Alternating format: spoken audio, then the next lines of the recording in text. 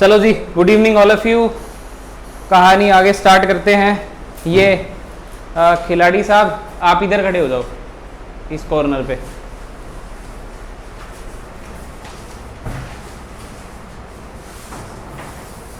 चलो जी मित्रों,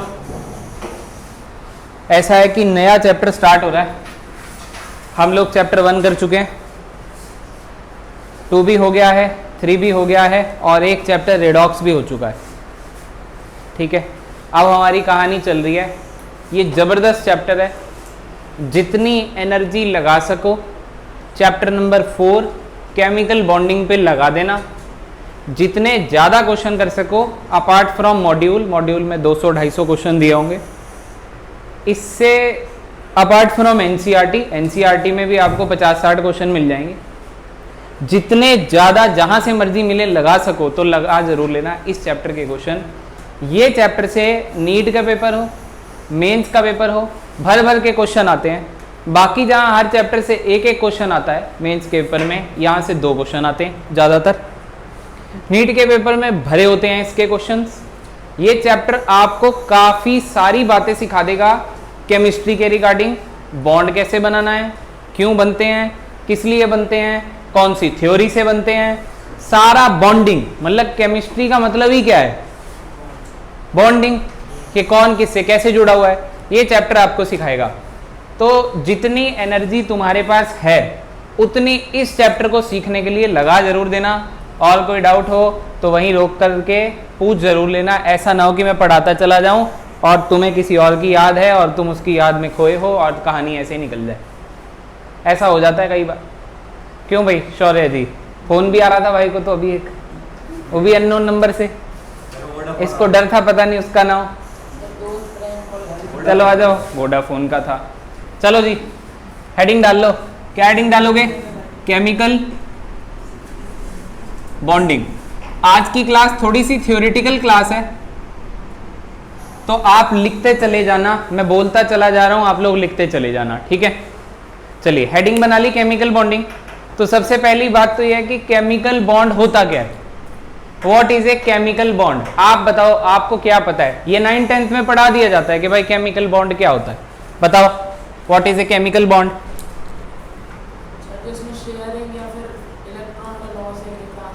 sharing of electron हो, इलेक्ट्रॉन का लॉस और ट्रांसफर हो, वो तो बॉन्ड के टाइप्स हैं, वो तो टाइप्स ऑफ बॉन्ड में आ जाएंगे।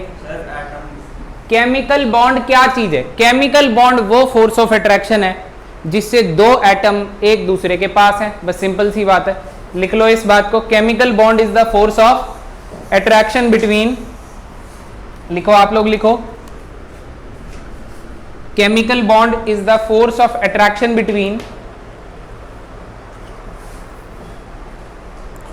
constituent particles in a compound. Constituent particles in a compound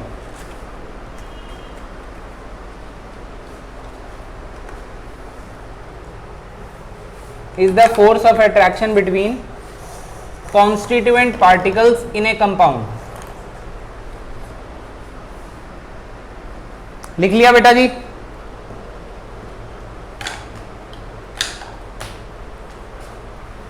आगे बढ़े। अब बारी आती है टाइप्स ऑफ केमिकल बॉन्ड। तो बेटा टाइप्स ऑफ केमिकल बॉन्ड में बड़े ही फेमस हैं 2 टाइप। एक तो है अपना कोवलेंट बॉन्ड और एक है अपना आयोनिक बॉन्ड, और इसके बारे में हम बात कर भी चुके हैं ना जी। और तीसरा आप यहां पे मेरे से आज सीखोगे coordinate bond.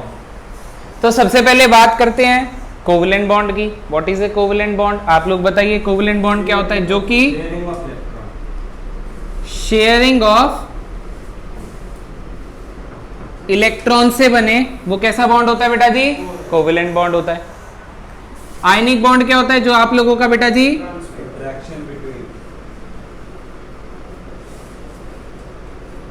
Transfer of electron से बने, वो कैसा बॉन्ड होता है बेटा? आयोनिक बॉन्ड होता है। और कोऑर्डिनेट बॉन्ड की कहानी मैं अभी आपको सिखा देता हूं। ठीक है, कोऑर्डिनेट बॉन्ड की कहानी अपन लोग अभी करते हैं, प्रॉपर अलग से ही बता दूंगा। क्योंकि इसमें आपको समझाना पड़ेगा एग्जाम्पल देके। ये भी एक तरीके का कोवलेंट बॉन्ड ही होता है, बस इसके अंदर शेयरिंग जो है वो एक एटम कर रहा होता है। अभी इन तीनों के बारे में इंडिविजुअल स्टडी हम करेंगे, और सबसे ज़्यादा आयोनिक बॉन्ड के बारे में अभी मैं आपको काफ़ी सारे पॉइंट्स लिखवा भी दूंगा। आपको ऑलरेडी ये बातें पता है कि कोवलेंट बॉन्ड किससे बनता है बेटा, शेयरिंग ऑफ इलेक्ट्रॉन से, और आयनिक बॉन्ड किससे बनता है, ट्रांसफर ऑफ इलेक्ट्रॉन से। और एक अभी कोऑर्डिनेट बॉन्ड आएगा जो कि किसकी तरह होगा, कोवलेंट बॉन्ड की तरह होगा। क्या फर्क होगा कोऑर्डिनेट में, जो इसको हमने अलग से करके लिखा है, ये मैं आपको तभी कहानी एक बार समझाता हूं। टाइप्स ऑफ केमिकल बॉन्ड के बाद आप लिखो reason for the formation of bond, reason of bond formation.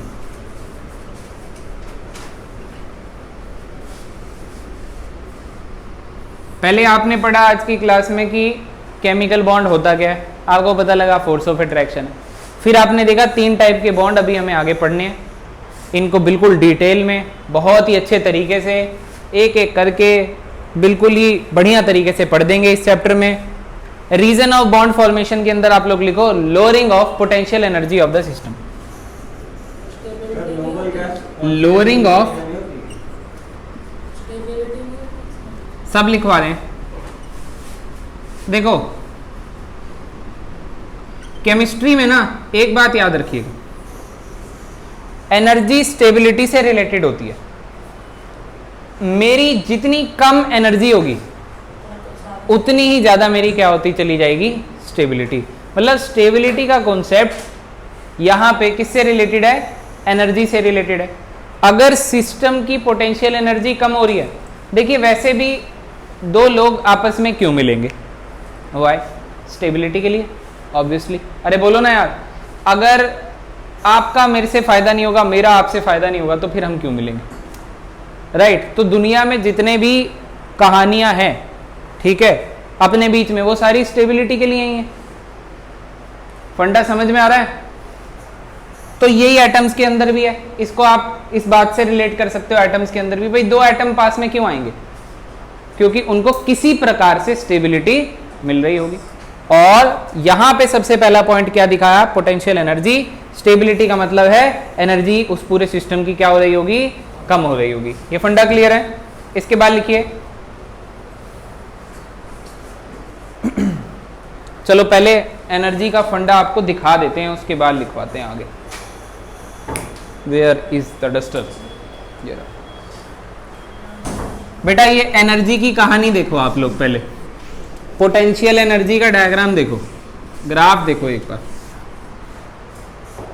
ये ग्राफ आपको कोई क्वेश्चन नहीं देगा, बस समझने के लिए है, बना हुआ है एनसीईआरटी में, तो हम इसको एक बार समझ लेते हैं। ठीक है, देखिए ये आपकी पोटेंशियल एनर्जी है, ऊपर की साइड पे बढ़ रही है, नीचे की साइड पे कम है, ठीक है ना जी। यहाँ पे ये ग्राफ चला कुछ यूं, ये चला कुछ यूं, और फिर ये यहाँ से ऊपर, ठीक है। तो मैंने यहाँ से चलाया आपका ग्राफ, ये जो एक्सिस पे है, इस एक्सिस पे इंटर न्यूक्लियर डिस्टेंस है। अभी बना लेना, टाइम दे दूंगा, बना लीजिएगा, टाइम दे देंगे। पहले एक बार देख लो क्या क्या दिया हुआ, फिर समझ नहीं आता कई बार, ठीक है। इंटर न्यूक्लियर डिस्टेंस है। होता तो ये है कि हम ज़्यादातर जो है वो ओरिजिन से शुरू करते हैं अपनी कहानी, पर मैं आपको कह रहा हूं कि थोड़ा यहां से देखना स्टार्ट करो। अर्जुन एक सेकेंड, इधर देख ले, मछली की आंख यहाँ है, इधर देखो ये हाइड्रोजन और ये हाइड्रोजन, बेटा ये दोनों स्फेरिकल। आपको बताए थे हाइड्रोजन का ऑर्बिटल कैसा होता है बेटा, एस, और एस का शेप कैसा होता है बच्चों, स्फेरिकल। अब ये समझ लो कि ये जो है वो स्फेरिकल शेप का हाइड्रोजन है, ये हाइड्रोजन के अंदर दूरी थोड़ी सी ज्यादा है। इंटर न्यूक्लियर डिस्टेंस यहां जाओगे तो क्या हो रहा है, कम हो रहा है, यानी कि हाइड्रोजन के पास आ रहा है। बोलो यस और नो, यस। अब सुनो ध्यान से, ये एनर्जी का पॉइंट, ये देखो आप लोग, इस पॉइंट को मान लेते हैं, चलो ये एनर्जी का पॉइंट सबसे कम है, यस और नो बोलो यार। यानी कि यहां पे कहीं पे बॉन्ड फॉर्मेशन हो रही होगी, H और H मिलके क्या बना रहे होंगे, H2 बना रहे होंगे। इंटर न्यूक्लियर डिस्टेंस ज्यादा था, इधर आ रहे हो, इधर आ रहे हो, पास पास आ रहे हैं, पास पास आ रहे हैं, किसी वजह से, वजह की बात करेंगे, किसी वजह से आपको दिखा ग्राफ में एनर्जी कम हो रही है, एनर्जी कम हो रही है मतलब इनके पास आने से स्टेबिलिटी बढ़ रही है, और फिर आपको दिखा एक पॉइंट आया, एक पॉइंट आया, उस पॉइंट पे सबसे कम एनर्जी थी, यानी कि उस पॉइंट पे सबसे ज्यादा स्टेबल था, यानी कि उस पॉइंट पे इनकी बॉन्ड फॉर्मेशन हो रही थी। फिर आपने कहा कि सर ये तो और आगे आ गए, तो फिर ये तो एनर्जी बढ़ गई अचानक से। अरे यार एक बात बता, न्यूक्लियस एकदम ही न्यूक्लियस के अंदर घुस जाएगा जब, तो फिर तो ये रिपल्शन बहुत ही जबरदस्त होके एनर्जी ऊपर नहीं चली जाएगी, बोलो यार। अरे अगर बिल्कुल ही घुस गया तो फिर क्या होगा, रिपल्शन, और रिपल्शन से एनर्जी ज्यादा हो जाएगी। तो बस ये ग्राफ यही बता रहा है आपको कि इस पॉइंट पे आपका बॉन्ड फॉर्मेशन होगा। भाई ये ग्राफ रिप्रेजेंटेशन क्या कर रहा है, एक बार दोबारा समझा देते हैं, कोई चक्कर नहीं है। ये ग्राफ मोटा मोटा आपको ये बता रहा है कि जब इंटरन्यूक्लियर डिस्टेंस ज्यादा था और जब कम होने लगा तो एनर्जी कम होने लगी। ये वाला ऐसा पॉइंट है जब एनर्जी सबसे कम है, मतलब इस पॉइंट पे बॉन्ड फॉर्मेशन हुई होगी। और कहीं ना कहीं ये जो डिस्टेंस है आपका, ये वाला डिस्टेंस आपका बॉन्ड लेंथ होगा।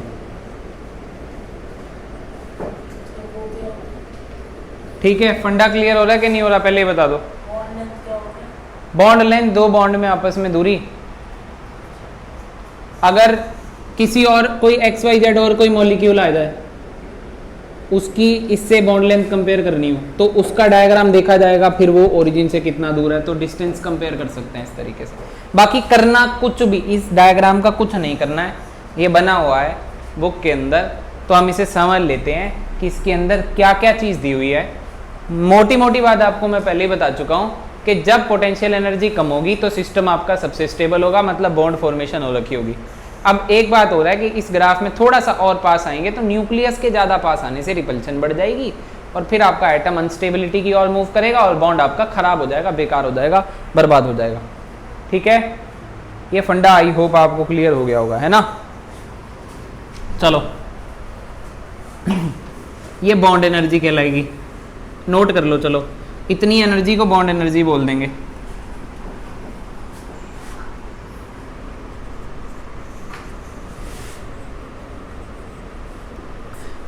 बॉन्ड जितना ज्यादा स्टेबल होगा उतनी ज्यादा बॉन्ड एनर्जी होगी, ठीक है ना। बॉन्ड जितना ज्यादा स्टेबल होगा उतनी ज्यादा बॉन्ड एनर्जी होगी।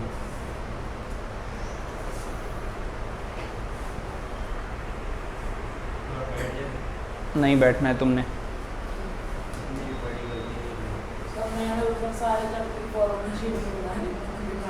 फॉर्मूले शीट की बात ही नहीं है, लेट आने की बात है। तुम लेट क्यों आए हो, अगली क्लास से बोलो पहले, टाइम पे आ जाएंगे हम।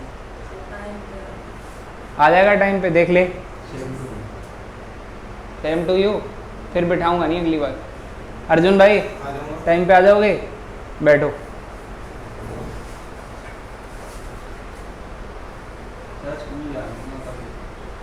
कोई बात नहीं है, अगली बार की बात हुई है ना, बहाने मत दे इस बार के।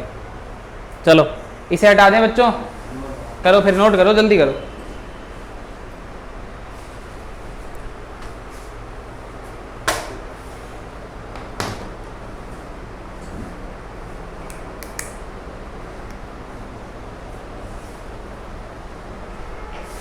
मतलब आपको एक बात पता लगी है कि एटम कंबाइन क्यों करते हैं। स्टेबिलिटी के लिए। स्टेबिलिटी को किससे रिलेट किया सबसे पहले, एनर्जी से, कि एनर्जी क्या हो जाएगी, कम।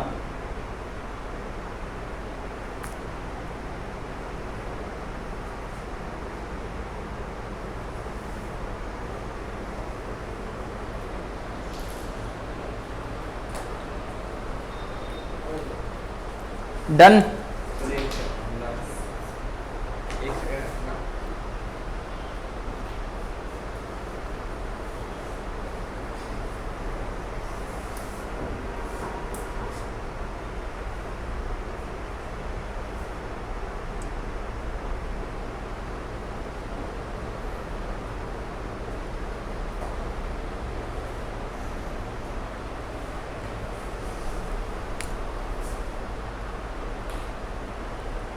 डन बच्चों,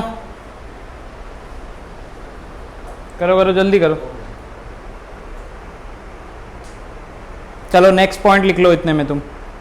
to attain stable electronic configuration. First point ये एनर्जी वाला, सेकंड पॉइंट लिख लो to attain stable electronic configuration. ये आप पहले से पढ़ के आए हो, ये पॉइंट 10th में आपने पढ़ा हुआ है, ऑक्टेट रूल आपने किया हुआ है ना ऑक्टेट रूल। क्या बात कर रहे हो?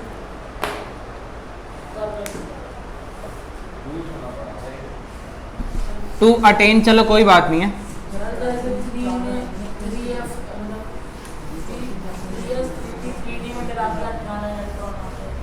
कोई नहीं अभी बता रहे हैं। To attain stable electronic configuration, क्या लिखा तुम लोगों ने? To attain stable electronic configuration.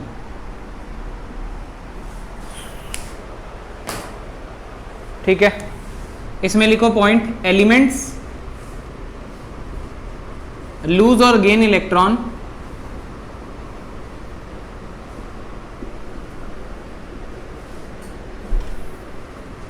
to complete its octet, to complete their octet.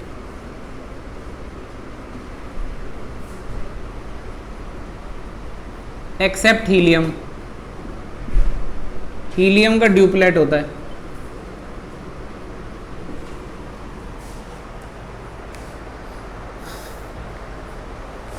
Helium का क्या होता है बेटा जी? ड्यूप्लेट होता है। आपको ये याद है? सॉरी, ये हाइड्रोजन की बात ही हो रही है, हीलियम तो नोबल गैस है, ये हाइड्रोजन की बात हो रही है। एक्सेप्ट हाइड्रोजन, ये क्या पूरा करता है? ड्यूप्लेट होता है।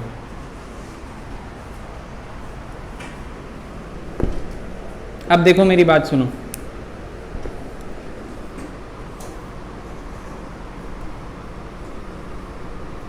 ऑक्टेट रूल क्या था?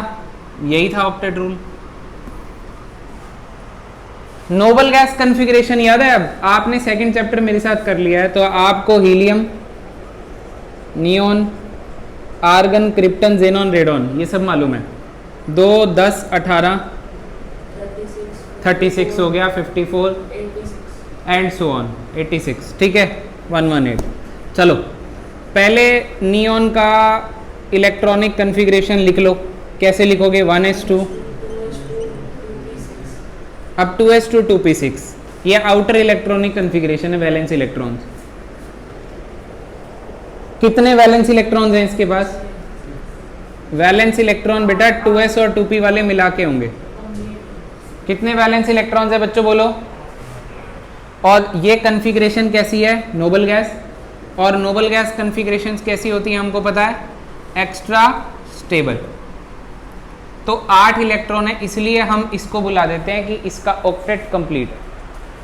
अब सारे के सारे एलिमेंट यही चाहते हैं कि हमारा भी किसी तरीके से क्या हो जाए?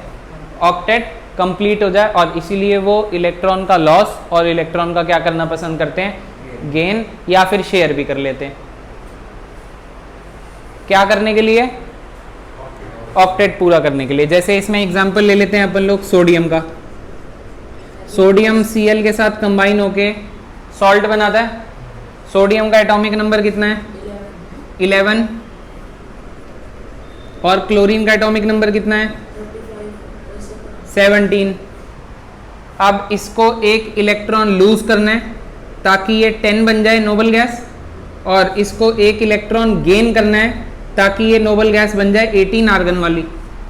आप देख लो 10 पे भी नोबल गैस है और 18 पे भी नोबल गैस है।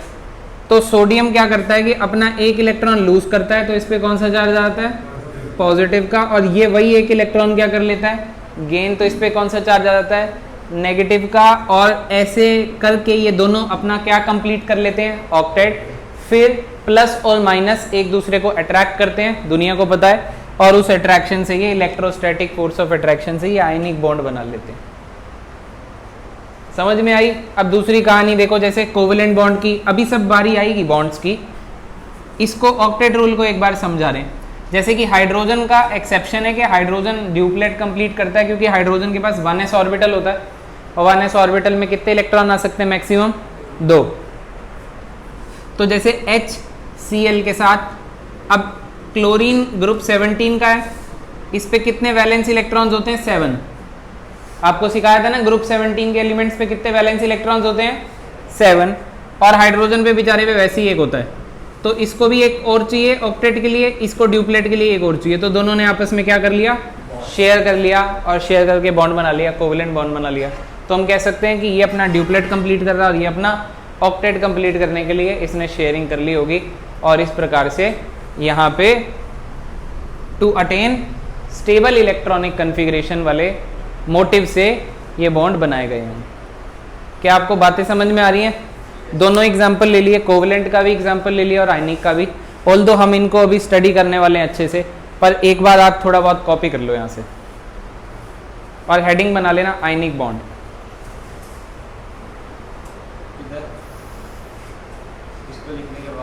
हाँ, इसको लिखने के बाद आयनिक बॉन्ड हेडिंग बनेगी।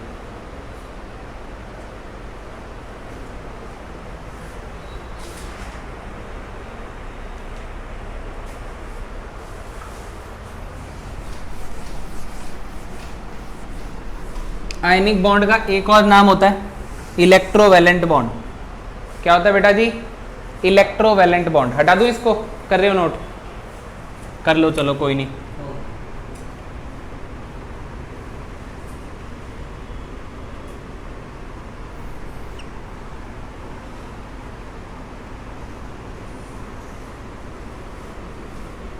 इलेक्ट्रोवैलेंट के नाम से तो आपको रेयर ही दिखेगा।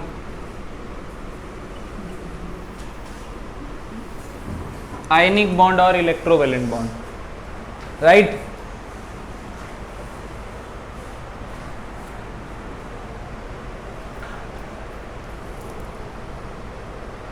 इसको हटा दें बच्चों।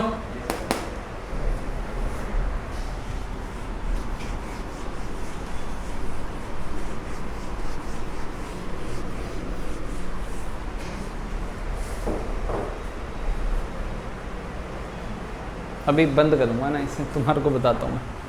आयनिक बॉन्ड और इलेक्ट्रोवैलेंट बॉन्ड, चलो लिखो, पॉइंट्स बना लो। जनरली फॉर्म्ड बिटवीन, किस किस के बीच में बनता है? नॉन मेटल और मेटल के बीच में, metal and non metal. Example आपने NaCl का देखा था ना, Na उसमें क्या है? मेटल है, और Cl क्या है? नॉन मेटल है, राइट? तो generally formed between metal and non metal. लिखो, it constitutes of ions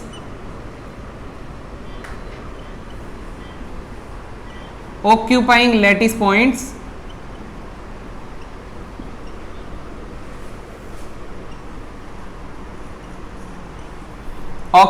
lattice points in ionic crystal।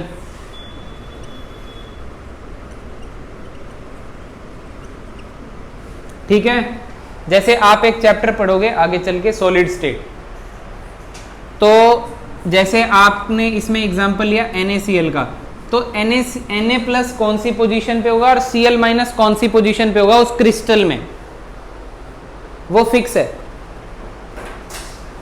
और उन पॉइंट्स को जहां पे ये होंगे उनको लैटिस पॉइंट्स नाम दे दिया गया। ठीक है ना? तो it constitutes of ions occupying lattice points in the ionic crystal. कैसे फॉर्म होते हैं ये? कैसे फॉर्म होते हैं? It is formed by losing electron and gaining, लिख लो साथ साथ,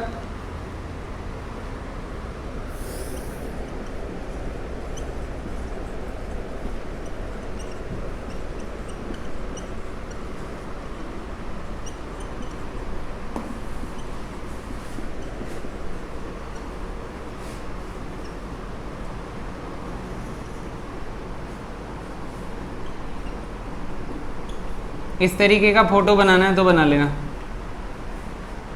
ठीक है, आपको थोड़ा सा आइडिया लग जाएगा। वैलेंस इलेक्ट्रॉन को डॉट से दिखाना है। ये जो वैलेंस इलेक्ट्रॉन बनाते हैं उनको हम एलिमेंट का साइन लिख के डॉट लगा देते हैं। डॉट का मतलब वैलेंस इलेक्ट्रॉन है।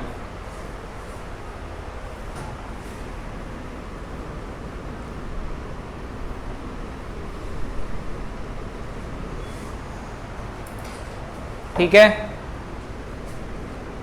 देन क्या लिख सकते हो, कोवेलेंट बॉन्ड लिख लो। वैसे आयनिक बॉन्ड के बारे में और भी काफ़ी बातें करनी है, पहले कोवेलेंट बॉन्ड और कोऑर्डिनेट थोड़ा थोड़ा इतने 3-3 पॉइंट्स लिखवा देता हूँ, ठीक है। लिखो कोवेलेंट बॉन्ड लिखो। ये नोट्स ना आपके पास पड़े होने चाहिए, ठीक है, सारे के सारे। Formed by sharing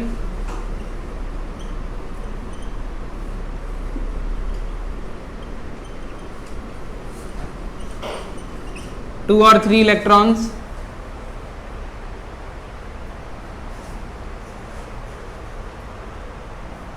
pair of electrons लिख सकते हो। फॉर्म्ड बाय शेयरिंग 1, 2 और 3 पेयर ऑफ इलेक्ट्रॉन्स, ठीक है जी। Generally formed between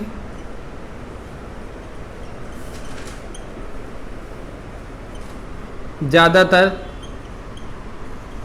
non metal and non metal. ये NM stands for non metal है, आप पूरा लिखना, non metal and non metal पूरा लिखना आप लोग। ज़्यादातर किस में बनते हैं, नॉन मेटल और नॉन मेटल में बनते हैं, जैसे कि हाँ देख लेंगे अभी, आ जाने दो, कोऑर्डिनेट आ जाएगा, कहीं भाग के जा रहा है, इसको तो देख लो। कोवेलेंट बॉन्ड को किसके किसके बीच में होता है, नॉन मेटल और नॉन मेटल के बीच में। ऑक्सीजन मान लेते हैं, ऑक्सीजन के वैलेंस इलेक्ट्रॉन्स बताओ। 2, वेरी गुड। 6, ऑक्सीजन का एटॉमिक नंबर बोलो, चलो सबको बताते हैं दोबारा से। 8, 1s2 2s2 2p6, बताऊं क्या, 2p4, वैलेंस कितने हो गए, 6, 4 और 2 6। वैलेंस इलेक्ट्रॉन को किससे बनाते हैं, डॉट से, ठीक है। O2 देखा ना सबने, अरे ऑक्सीजन जिंदा कैसे हो, इधर देखो, अभी दिखाता हूं तुझे, ऑक्सीजन सिर के ऊपर घूमेंगे तेरे, इधर देखो, देखो इस पे अभी 6 हैं, इसको कितने पूरे करने हैं, स्टेबल होने के लिए पूरे कितने, ऑक्टेट कंप्लीट करना है, 8 पूरे करने। अब 2 और चाहिए इसको, तो इसने कहा यार दूसरे ऑक्सीजन तेरे साथ शेयर ही कर लेता हूँ, शेयर ही कर लेता हूँ, समझे। तो अब इस ऑक्सीजन में, इस ऑक्सीजन के हिस्से में इलेक्ट्रॉन्स काउंटिंग करने का तरीका सीखो। ये जो अकेले पड़े इलेक्ट्रॉन है इसको लोन पेयर बुलाते हैं, क्या बुलाते हैं, लोन पेयर, अकेला pair, lone pair. Lone pair एक लोन पेयर में 2 इलेक्ट्रॉन्स होते हैं, एक लोन पेयर में 2 इलेक्ट्रॉन्स होते हैं, एक lone pair, 2 lone pair, 3 lone pair, 4 lone pair. Lone pair कितने हो गए दोस्तों, 4। अब सुनो तो सही, इसके हिस्से में इलेक्ट्रॉन गिनने का तरीका देखना, 2 इलेक्ट्रॉन, 2 4, एक बॉन्ड में भी 2 ही काउंटिंग है, तो 2 6 और 2 8। समझ गए किस तरीके से इसका ऑक्टेट पूरा हुआ है। तो इस तरीके से नॉन मेटल ज़्यादातर मिलकर के क्या बनाते हैं, ऑक्टेट पूरा करते हैं। हाइड्रोजन इज एन एक्सेप्शन, आपको पहले बोला। H2 गैस आपने सुनी है ना। अब ये ड्यूप्लेट पूरा करता है क्योंकि इस पे आइड हो सकते हैं, तो एक एक थे, एक एक शेयर कर लिया, ख़त्म कर नहीं। समझे कि नहीं समझे। मेटल अभी कोवेलेंट बॉन्ड की बात हो रही है, शेयरिंग कौन करेगा, नॉन मेटल। वहाँ पे वो लॉस ऑफ इलेक्ट्रॉन करना पसंद करते हैं। एक इलेक्ट्रॉन निकालते ही उसका 2 पूरा हो जाता है। हाँ यस, ठीक है, आगे बढ़े। अब देखो कोऑर्डिनेट बॉन्ड क्या होता है। बड़ी उत्सुकता हो रही थी हमारे शौर्य को कोऑर्डिनेट बॉन्ड की। चलो देखो,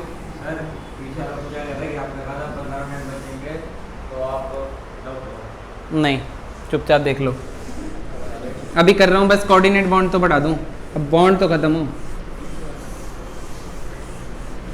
तुम आए लेट हो ना, एक तो ये भी दिक्कत है। कोई नहीं, ले लेना अभी। 12th की क्लास लेट शुरू कर देंगे, कोई दिक्कत नहीं है।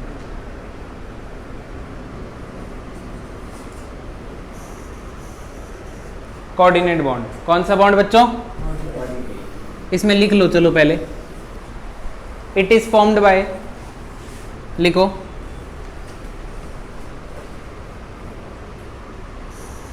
Sharing of electrons. Sharing of electron यहां भी हो गया कोवेलेंट की तरह। It is formed by sharing of electron pair between two atoms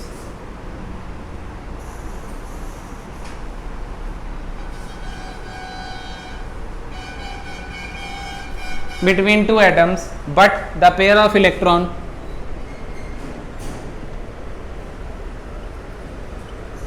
the pair of electron shared is contributed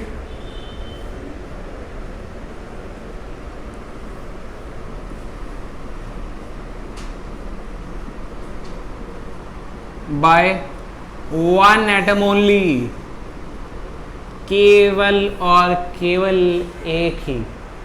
दयावान है यहाँ पे। देखिए दोस्तों, ऐसा था कि आप गए स्कूल में और आपके मित्र की जो मदर हैं वो किसी वजह से बाहर हैं, घर पे नहीं है।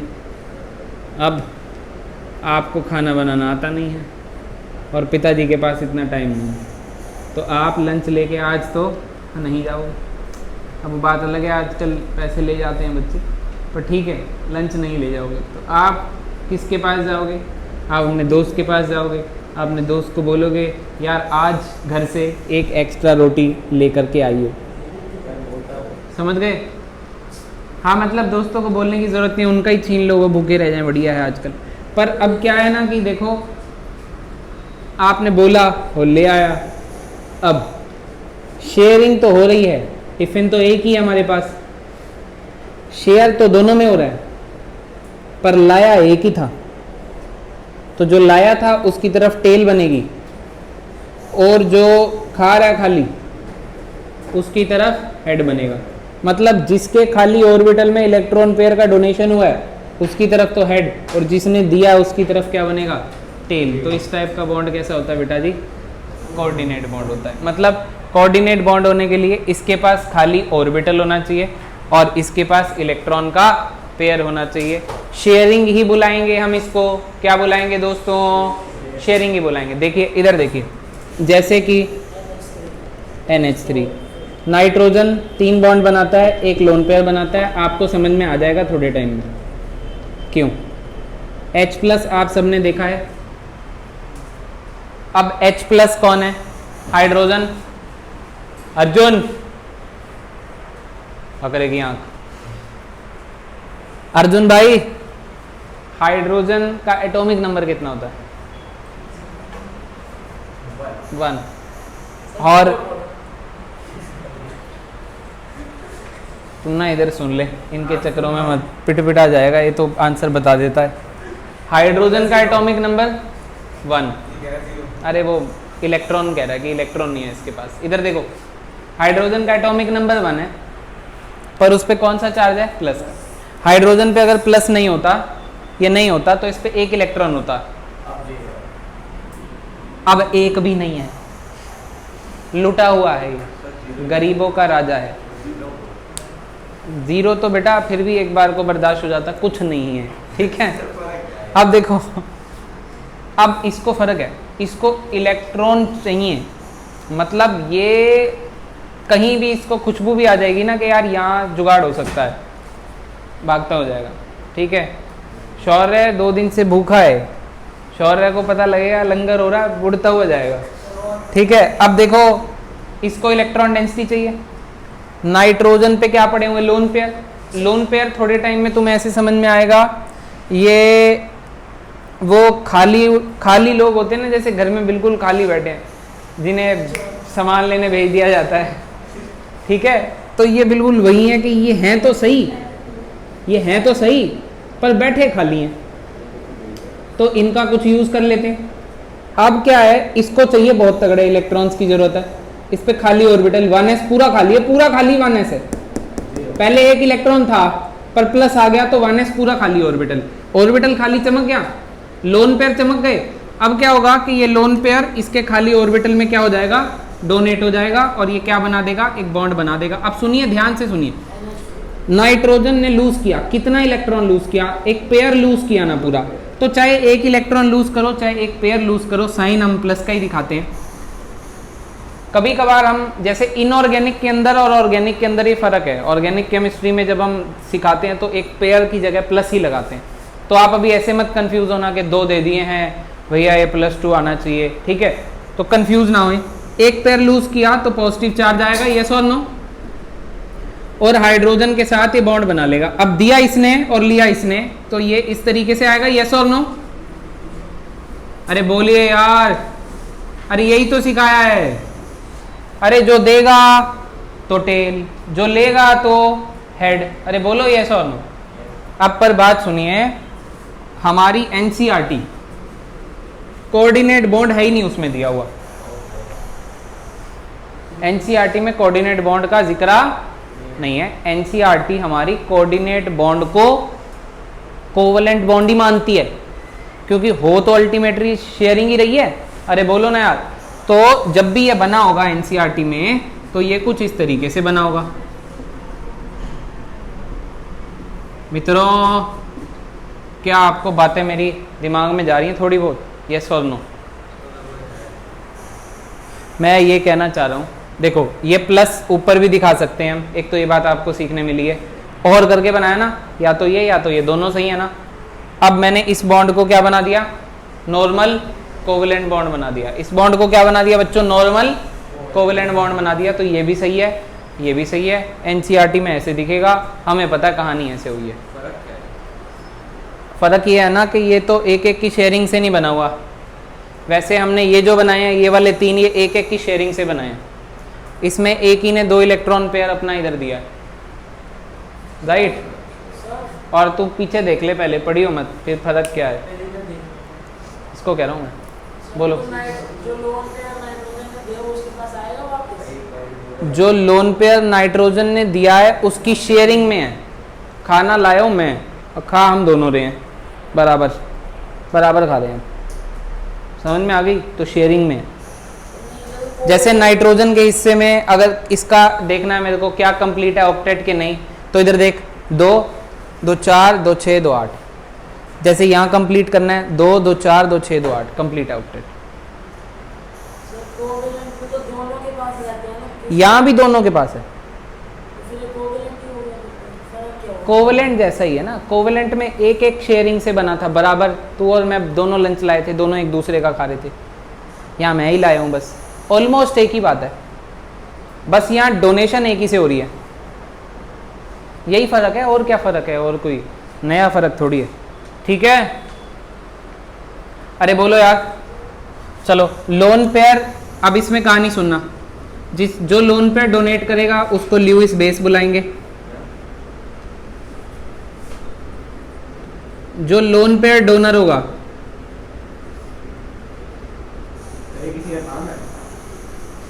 कैटेगरी है, जितने लोग लोन पेयर डोनेट करेंगे उनको हम क्या बुला सकते हैं, ल्यूइस बेस। और ये बात मैंने यहाँ पे लिख दी। हाँ, जो एक्सेप्ट करेंगे लोन पेयर उनको ल्यूइस एसिड।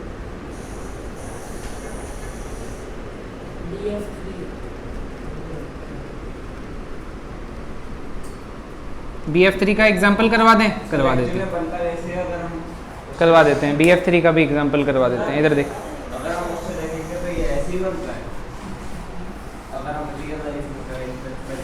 हाँ हाँ ऐसे ही बनता है बेटा। तुझे क्या ये N थोड़ी दिख जाएगा, N बना हुआ, तेरे को N देखना है लेंस में, तो कुछ नहीं दिखता। इलेक्ट्रॉन्स का क्लाउड वलाउड होता है, ये सब हम पढ़ने के लिए कर रहे हैं। ऐसे दिख जाएगा, चमक जाएगा।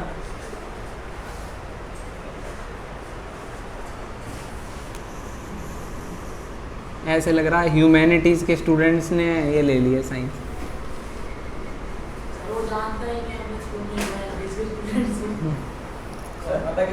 सब पता है उसे, गेमर है ये। चलो इधर देखो, मेरे को एक बार ना तुम ये रिकॉर्डिंग स्टॉप होने दो, अभी रायता बनाता हूँ मैं, भरता बनाता हूँ तुम्हारा। कोई बात नहीं, जाने नहीं दूंगा मैं बिना पीटे तुम्हें। इधर देखो, सुनो एक और एग्जांपल सुन लो, आगे चल के आपको पता लगेगा, इसी चैप्टर में आपको धीरे धीरे थोड़ा थोड़ा समझ आने लगेगी कि बोरोन पे खाली ऑर्बिटल कैसे है। फिलहाल मैं आपको बता देता हूँ कैसे है। जैसे बोरोन है और फ्लोरीन कितने बॉन्ड बनाता है? हेलोजन कितने बॉन्ड बनाते हैं बच्चों? एक ही बॉन्ड बनाते हैं। हेलोजन कितने बॉन्ड बनाते हैं? एक। जैसे क्लोरीन के पास 7 वैलेंस इलेक्ट्रॉन थे, वैसे फ्लोरीन उसके ऊपर आता है, group 17, fluorine chlorine bromine iodine, तो 7 वैलेंस इलेक्ट्रॉन। 7 वैलेंस इलेक्ट्रॉन को 8 पूरे करने के लिए एक ही शेयर करना है, तो हमेशा एक ही बॉन्ड बनाता है। ठीक है, क्लोरीनो चाहे फ्लोरीनो चाहे ब्रोमीनो चाहे आयोडीनो, ये सब कितना बॉन्ड बनाएंगे? ओनली 1।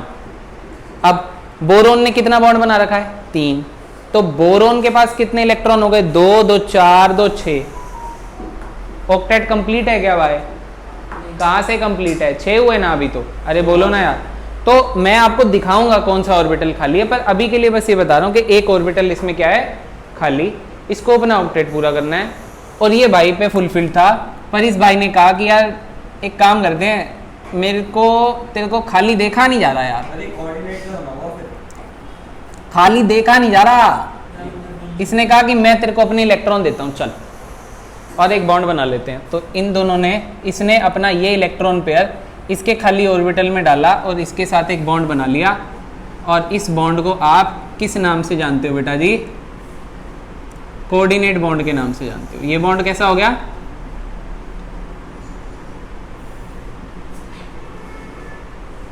अब शेयरिंग में भी है, पर दिया किसने है?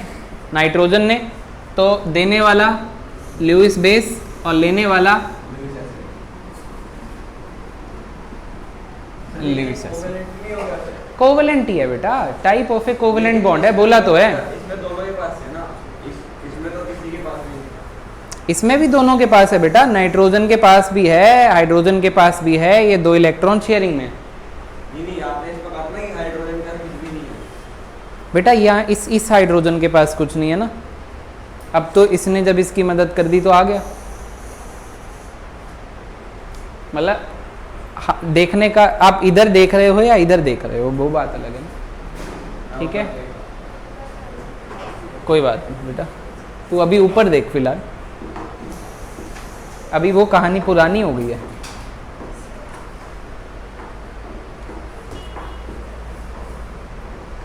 ठीक है बच्चों, चलो लिख लो यार तुम। देयर इज नो, लिख लो, घर जा कंफ्यूज हो गए। There is no difference in, कोई डिफरेंस नहीं है। There is no difference in covalent bond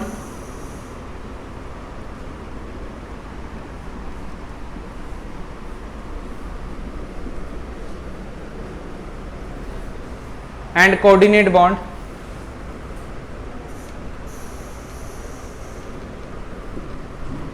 with respect to their bond properties. Sir, base non pair With respect to their bond properties. base non pair acid different. हाँ बेटा, जो electrons accept करते हैं, लेते हैं, चाहिए, वो ल्यूइस एसिड।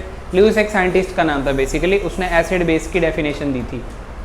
थोड़े आगे चलोगे ना, आयनिक इक्विलिब्रियम आएगा तो आपको इसके बहुत सारे एग्जांपल दिए जाएंगे कि ये ल्यूइस एसिड होते हैं, ये ल्यूइस बेस। अभी आप ऐसे समझो, जो इलेक्ट्रॉन पेयर डोनेट करता है वो एक बेस का काम करता है, ऐसा ल्यूइस ने कहा था, तो ल्यूइस बेस। और जो इलेक्ट्रॉन पेयर एक्सेप्ट करता है वो एसिड का काम करता है, ऐसा किसने कहा था? ल्यूइस ने कहा था, ल्यूइस ने कहा था। मारूंगा तुझे मैं, आगे नोट कर ले। और भी है, डाउट ले लो ना।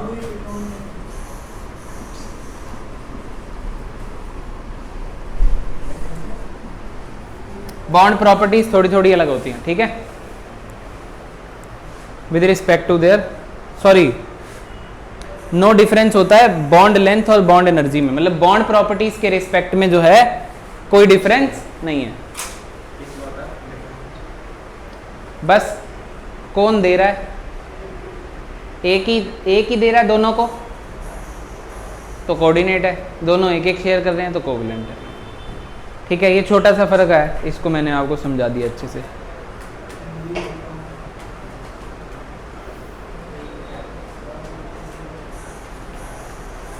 ठीक है, चलो तो एक काम करते हैं, आज की क्लास को यहीं पे एक बार समाप्त करते हैं और नेक्स्ट क्लास से थोड़ा सा तेज़ी के साथ आगे बढ़ेंगे। चैप्टर केमिकल बॉन्डिंग चल रहा है, बहुत ही बेहतरीन चैप्टर है, बहुत ही ज़्यादा ज़बरदस्त। ठीक है, फिर आगे बढ़ेंगे तो तुम्हें मज़ा आएगा। आज के लिए इतना ही।